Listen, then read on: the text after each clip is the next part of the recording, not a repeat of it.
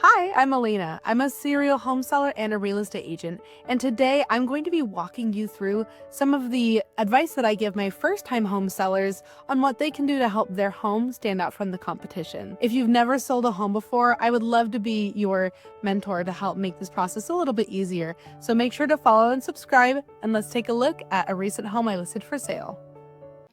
I get it.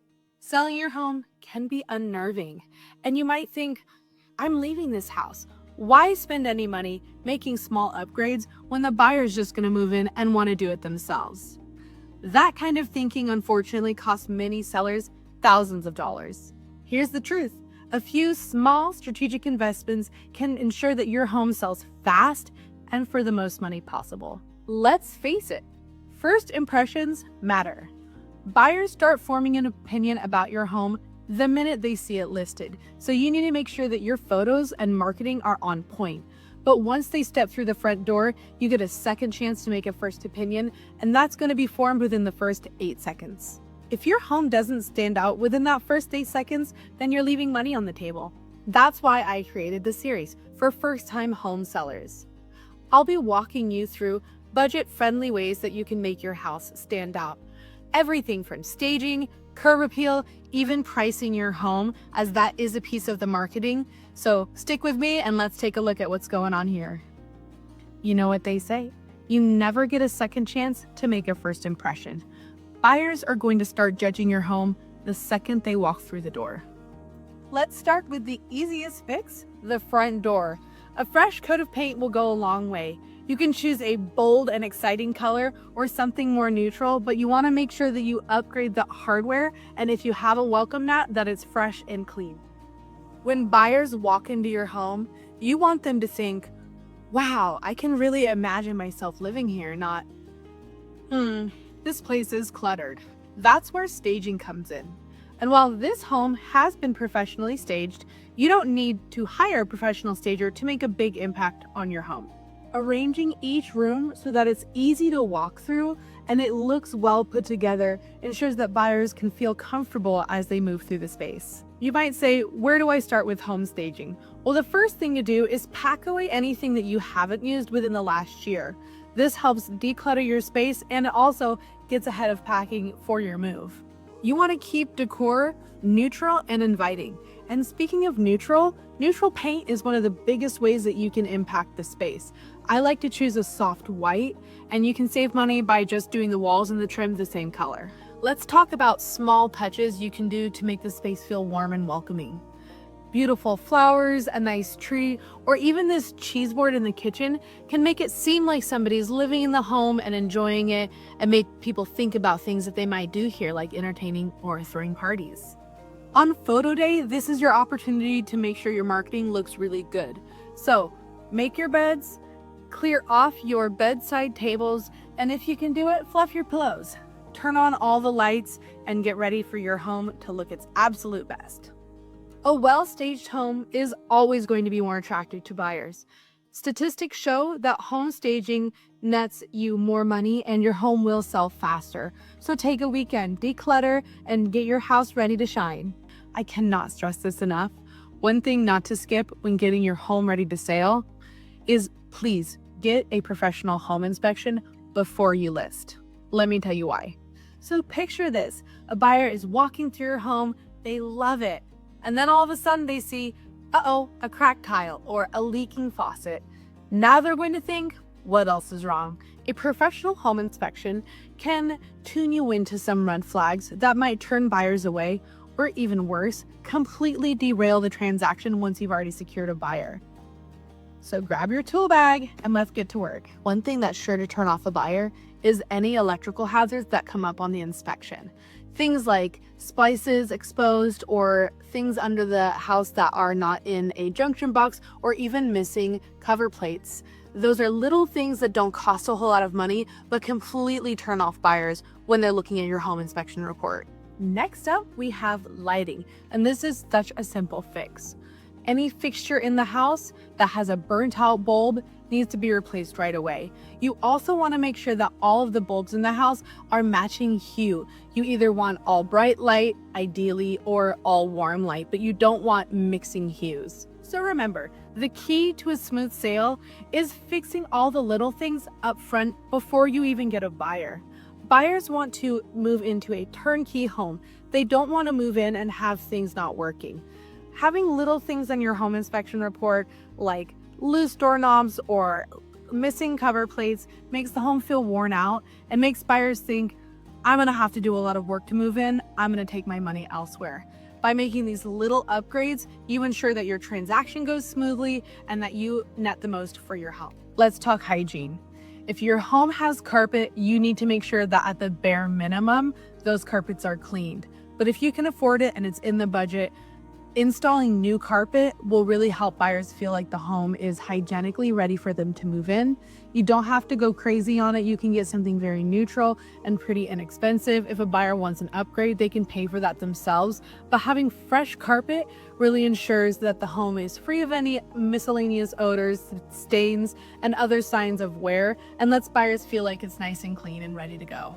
A fresh coat of paint, investing in landscaping, and adding something to increase the curb appeal of the home will really help buyers make that wow first impression and say, I definitely want to live here. Now, you don't need a garden makeover, but making sure that your plants are trimmed and that you've added a little bit of color can go a long way. A pro tip, either opt for annuals or beautiful ferns that are evergreen. They're cheap, they're easy to plant, and they're hard to kill. And last but not least, don't forget the lighting. Upgrading your porch lights, adding some landscape pathway lights will make sure that your home is safe and attractive for nighttime showings. So before you list your home, take a step back, literally. Walk outside and look around with the eyes of a buyer. Make sure everything is clean and presentable and looks beautiful. So your home is finally market ready. You've done all the staging, all the cleanup, you've made all your repairs. Now let's talk pricing. Pricing is one of the most difficult parts of listing your home for sale. Price too high and your home is going to sit for a long time, making buyers think something's wrong with it. Price too low, you could risk leaving thousands of dollars on the table. So what do? Well, I'm going to break it down and walk you through it. The first step you want to do is talk to a qualified real estate professional like myself. How we're going to help you with pricing is first, look at comparable properties and your competition. A comparable property is a property that has sold recently that is similar to your home, and your competition is anybody who's currently on the market. You want to look at past sales, but you also want to make sure that you're paying attention to what is happening in real time. We'll consider your home's features, such as recent upgrades, recent repairs, such as a new roof, and determine whether or not they will affect the market value. Sometimes, even though you've spent money on something, it doesn't appeal to a buyer, and so it doesn't increase the value of a home or how much a buyer is going to spend on your home in the open market. And don't forget about the market in and of itself. In a seller's market, there are more buyers than listings for sale. That gives you a little bit more room to be strategic on your pricing. However, in a buyer's market, when there are more listings for sale, you have to take into consideration that buyers have other options and price accordingly. Here's the truth. Overpricing is risky. If you don't hit the right price immediately and your home sits on the market, buyers start to think there's something wrong with it. Inevitably, you're likely going to have to do price reductions, and then it's just a race to the bottom. Oftentimes, when a home is overpriced, it generally eventually sells for less than it would have sold if they had picked a strategic price right at the beginning. Pricing is about marketing. The listing price is not necessarily the price that the home sells for, so picking the right price will guarantee a quick sale and ultimately more money in your pocket. Do not rush this process. Take some time. Research your home, research the comps, and make sure that you are selecting an agent who knows your market and also knows how to pick a strategic price. At the end of the day, you're in control of your transaction. Your agent is going to analyze the information and help you pick a price. Your agent is not going to set the price for you. You're in control, but make sure you take the advice of the person you've trusted to help you through the sale. Now let's talk about how do you select the right real estate agent. Some people think, I'm just going to do it myself and save that commission money. We call those people for sale by owner. They want to list their own home for sale and not pay a commission. Unfortunately, this oftentimes leads to the home selling for much less than it would have sold for with a real estate agent. You don't save money. Ultimately, you lose more money than you would have spent hiring a professional to help you. A great real estate agent will make the process faster, smoother, and ultimately more profitable. But not every agent is the same. Some real estate agents have never listed a home for sale, or they specialize in helping buyers. So you want to make sure that you're hiring an agent who specializes in sellers and has sold many homes. Your average agent is going to take the 4P approach to selling your home, which is price it, put a sign in the yard, put it on the MLS, and pray. But an excellent agent is going to take a more strategic approach. So you want to make sure that you ask whoever you hire what their strategy is for getting your home sold. Are they going to be doing social media posting, any targeted marketing? Will they do professional photos and help you stage it?